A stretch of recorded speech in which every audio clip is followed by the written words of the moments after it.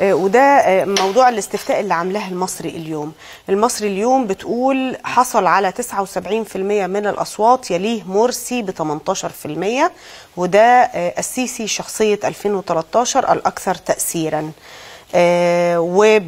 يعني في الاستفتاء القائد العام ملبي نداء المصريين. ده استفتاء عملته المصري اليوم ما بين الفريق السيسي وما بين الرئيس مرسي.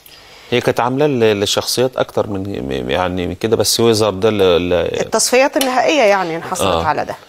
طبعا الفريق يعني ما تنحصر طبعا ما تنحصر هو لو انحصرت المنافسه بين الرئيس المعزول مرسي ويعني انبوبه البوتاجاز هتكسب يعني، فما بالك اذا كانت المنافسه بين مرسي وبين الفريق السيسي. الفريق السيسي بغض النظر حتى عن اي ملاحظات حد هياخدها على طريقه اداره المرحله الانتقاليه، هو في نظر عموم المصريين بطل انحاز لثوره الشعب في 30 يونيو، وساهم في الاطاحه بتنظيم الاخوان اللي لو كانت مظاهرات الناس في الشوارع استمرت سنه، انتوا قدام تنظيم صاحبه او الرئيس المنتخب منه بيقول انا جلدي تخين، يعني بيقول على نفسه يعني احنا قاعدين ومش هنتحرك، والامر قد يصل قد يتطور الى ما يشبه الاحتراب الاهلي. لازم يكون الفريق السيسي في عيون معظم الناس وبسطائهم وفقرائهم بهذه المنزله، برغم يعني كل محاولات الآلة الجهنمية للأهل والعشيرة من أنهم يتكلموا على كل شوية يعملوا له شائعة، وكل شوية يتكلموا عن أن شعبيته بتنخفض.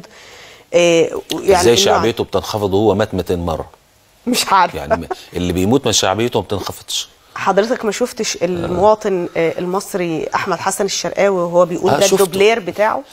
شفته. حتى انت عارفه ان ان الاخوان بيكتبوا على الحوائط سيسي قاتل وسيسي، البعض سخر منهم قال لا انتوا المفروض تكتبوا دوبلير السيسي قاتل، دوبلير السيسي قاتل. مش هو الدوبلير اللي بيدير البلد؟ وبعدين اذا كان دوبلير السيسي يعني عامل كل ده، امال السيسي نفسه هيعمل ايه؟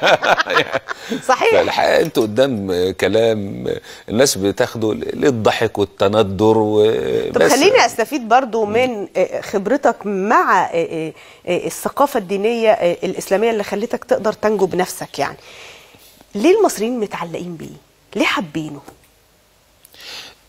احنا طبيعه الناس شائع بينها ثقافة الفرد والمنقذ والزعيم، ده ما زالت إلى الآن. البعض وفي استفتاءات أخرى اتكلموا بعض يعني السياسيين إن لا، الشعب المصري تجاوز المسألة دي وتجاوز فكرة الزعيم، لكن الحقيقة لا، الناس لسه عاوزة حد له كاريزما، عاوزة حد مثلا زي يفكرهم بعبد الناصر مثلا.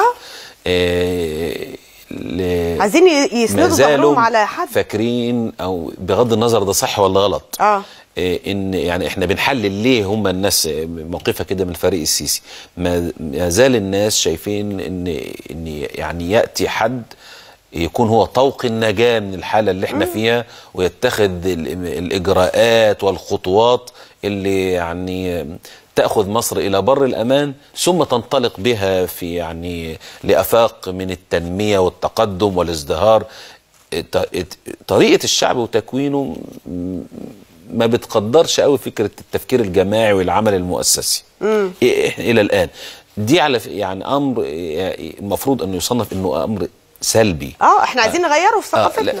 ده السبب ان بيخلي ان ناس كتير جدا من الرجل البسيط والعامل بص يا استاذ اماني، كمان احنا احيانا التفكير النخبوي اللي بيفكر بطريقه الينبغيات، حتى لو هي نظريا كلامه صح، ما بيراعيش ناس مثلا قوتها يوم بيوم.